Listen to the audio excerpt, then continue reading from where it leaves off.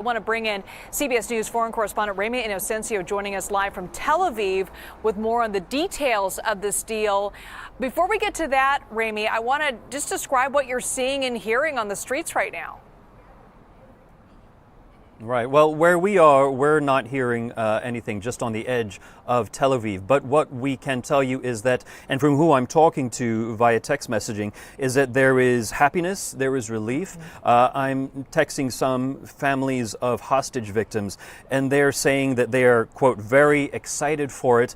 Relief, though, but also complications, because in particular, one person I'm talking to is saying that their loved one, their younger brother, is not on this initial list of 33 hostages that is expected to come out over now the next 42 days or so. So this person says that they hate this deal, but at the same time that they're excited for the possibilities looking ahead. As you would expect, though, relief among people here in Israel hoping for this after the past 466 days of war. But this has also been coming after 15 months of emotional anxiety, of hope that has been rising and that has been dashed ever since talks, negotiations have been happening ever since this past summer.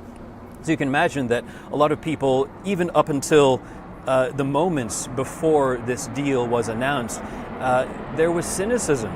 In the past few days, we've been talking to loved ones, brothers, friends, mothers of hostage victims, and they're saying that while they stay hopeful, they're also cynical that this deal would collapse at the last minute. They're also cynical about Hamas, saying that they're just toying with their hearts and with their hopes. But now, finally, as we have been reporting, this deal has been announced.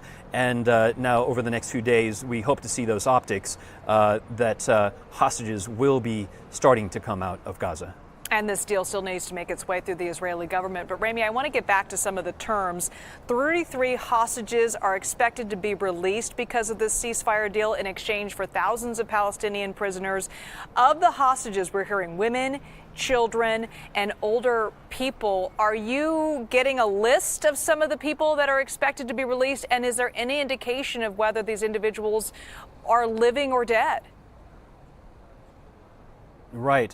That has been an open question, one of the sticking points, really, for Israel, demanding Hamas to know who is alive and who is dead on that list. And to your first question, there has been a list that Hamas resurfaced over the past few days of 33 people. We're told that that list has actually existed ever since last summer during negotiations. It has popped in and out, and then Hamas did refloat this again. Unsure, though, not made public, is who is or how many people are alive, how many people are dead. But according to Israeli intelligence, they believe that about a third of the people on that list are dead, and that could be as high as half of them. It's understood that possibly 2 of those people are also American citizens. Also unsure, though, the state of them, whether they are alive or dead. But all we know is that there are 33 people, and in terms of the mechanics of it, from what we understand, for every one living hostage that is released, it's understood that 30 Palestinian detainees would be released in exchange. But for every one female Israeli soldier, male Israeli soldiers would be released in phase 2. But for female Israeli soldiers, it's understood that 50 detainees may be released for them. So you can see that there's a difference in terms of the value of whether someone is considered a soldier or someone who's considered a civilian. But Israel holds many Palestinian detainees, an estimated 11,000 or so, but they are demanding that they extract as many people as they can for these hostages that hopefully will be coming out soon. And Ramy, you mentioned in that special report that over the weekend, the violence in that area has really ramped up. Several people have been killed, including journalists. What more can you tell us about that? Sure.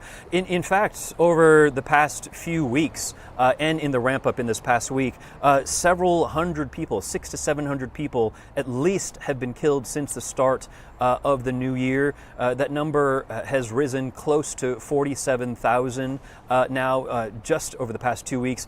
And our CBS News crew in Gaza had been telling us when sunset fell over the course of the past few evenings that they heard reports of intense bombing up and down the Strip.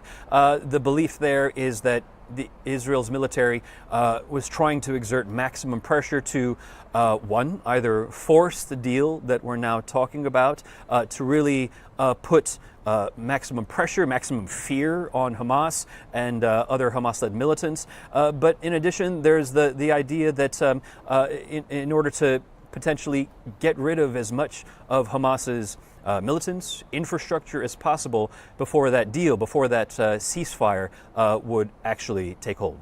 Yeah, we mentioned it's over 400 days in this war. Ramy, can you give us some perspective on just the impact this war has had on the people in Israel and Gaza, and just the weight of this decision today?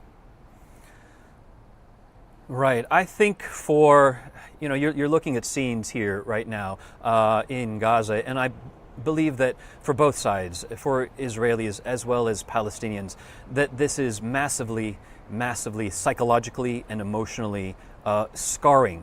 These can't be equated because it's a very different experience. Here in Israel, it is the emotional torment, it is the emotional torture of families, mothers, fathers, praying that their loved ones will come out of Gaza. But again, looking at the destruction here in Gaza on your screens right now, much of the Strip, especially the northern part of the Gaza Strip, has just been devastated. It has been obliterated in Israel's self-avowed quest to destroy Hamas. The open question really is that when Gazans are able to return home to the north, what will they find? And they might find nothing. They will likely find almost nothing. Ruins of where they lived, of their old neighborhoods, of the restaurants that they used to go to, of the beaches that they used to go to. And the question also is that we are in the height of winter here, Liz. There has been a dearth in food, in water, in medical supplies. We know that under the ceasefire deal, those will be surged, but it's almost unfathomable as to how much needs to be surged over what kind of time frame to address the scarcity, the lack. And according to some reports, according to the United Nations, many people facing imminent famine that desperately needs to be addressed. Yeah, the rebuilding effort is going to be massive. And it's worth repeating what you just mentioned, that part of this agreement is that aid will be brought into Gaza. But Ramy, I just kind of want to go over the timeline of this. This deal has to make its way through the Israeli government. But it sounds like the hostages, at least the first phase of the hostage release, could begin as soon as this weekend. Yes, that's right. From what we're seeing, it could start on Saturday, likely Sunday, because it still has to work its way through the Knesset here in Israel to be approved by the parliament. It looks very much like this will pass the Israeli parliament, but there has been some domestic anger in the government, as well as, this is not a homogenous homogenous happiness, rather, of the ceasefire. Many people here, thousands of people, even demonstrated against this ceasefire. But that deal is expected to pass through the Knesset, and at which point we should start to see at least a trickle of hostages start to come out. It's understood that the first batch of hostages could be perhaps 3 women, and then every week thereafter there could be 3 or 4 others who are released. So, for example, on day 1, on day 7, on day 14, through this phase 1, through 42 days, and on the last day, it's estimated that about 14 of the final Israeli hostages in this batch, in this group, would be then freed. Off of that, during that time, if things go well, Israel and Hamas, through negotiators, will be talking about the dynamics, the logistics of so-called Phase 2. During that phase, that would then focus on the release of the other hostages. And these are the younger male hostages as well as male soldiers who are being released. It's also going to focus on, as we talked about, the reconstruction of Gaza, which will take not months, years likely.